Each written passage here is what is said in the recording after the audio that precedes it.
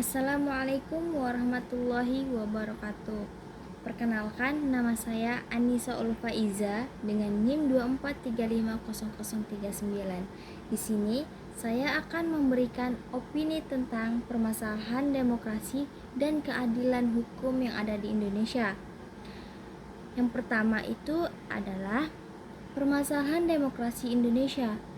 Merosotnya kebebasan sipil dan politik. Laporan Amnesty International mencatat adanya erosi hak asasi manusia melalui pengabaian pelanggaran HAM masa lalu dan pengulangannya hingga menurunnya indeks demokrasi Indonesia tergolong negara demokrasi cacat dan angka kebebasan pers ada di peringkat 127 dari 180 negara.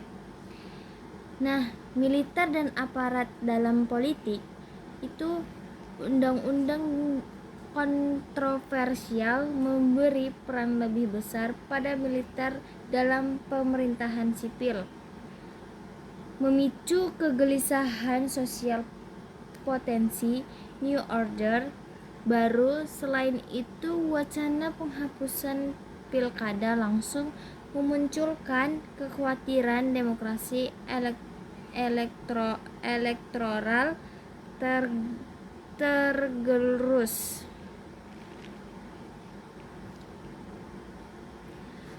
Kriminasi ruang kritik. Jilid baru Undang-Undang ITE dan KUHP membuat kasus mahasiswa dan netizen kena jerat Undang-Undang Penghinaan Presiden serta pasal kesusilaan. Polri disebut merepresi kebebasan berekspresi dengan menahan mahasiswa, membuat meme, memicu kritik serta dari Amnesty dan Kompas. Manipulasi politik dan oligarki. Revisi UU KPK, UU Cipta Kerja, UU IKN dan mekanisme pengkondisian pemilu 2024 termasuk pengangkatan PJ kepala daerah dan intervensi politik menunjukkan demokrasi terkikis oleh oligarki dan campur tangan kekuasaan eksklusif. Yang kedua, keadilan hukum di Indonesia. Hukum tertulis tetapi ditegakkan tidak konsisten. Opini dari mahasiswa UNAN menyebut peraturan memang ada, tetapi banyak tidak diaplikasikan. Jurang keadilan semakin mencolok di tengah masyarakat.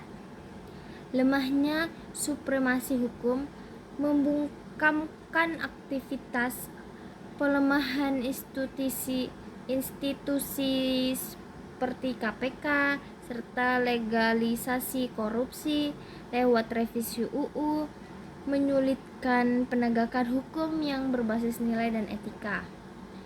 Impuniti dan pelanggaran HAM tak tertuntaskan. Kasus-kasus seperti Semanggi 1998 sampai dengan 2010 dan terjadi Kanjuruhan masih terkatung-katung tanpa pelaku dituntut. Ini menunjukkan sistem peradilan belum konsisten menegakkan HAM dan keadilan.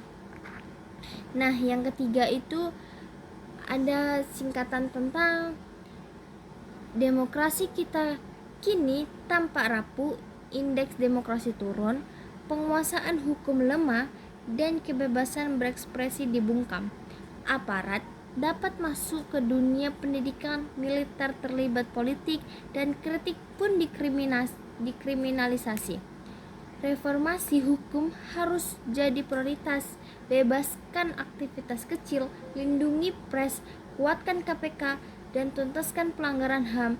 Tanpa penegakan hukum yang adil sebagai fondasi demokrasi hanya menjadi kaca hias tanpa makna. Nah, yang keempat itu adalah rekomendasi tentang tindakan lanjut. Yang pertama, reformasi UU dan penguatan institusi penegakan hukum. Perkuat status hukum dan independensi KPK serta revisi pasal-pasal pembungkaman kritik dalam ITE dan KUHP.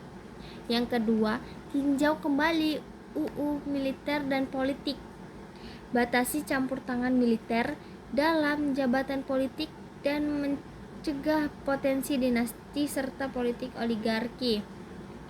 Yang ketiga, penuntasan pelanggaran HAM struktural. Segera tindaklanjuti kasus Semanggi, Trisakti, dan Kanjuran dan mekanisme penegakan hukum terbuka, bukan rekonsiliasi yang menutup fakta. Yang keempat, perluas pendidikan demokrasi dan masyarakat sipil. Bangun kesadaran politik melalui pendidikan hak asasi, demokrasi, produal, dan partisipal politik yang sehat. Mungkin cukup sampai di sini argumen atau opini yang dapat saya sampaikan. Kurang dan lebihnya saya mohon maaf. Saya akhiri. Wabillahi taufiq wal hidayah. Wassalamualaikum warahmatullahi wabarakatuh.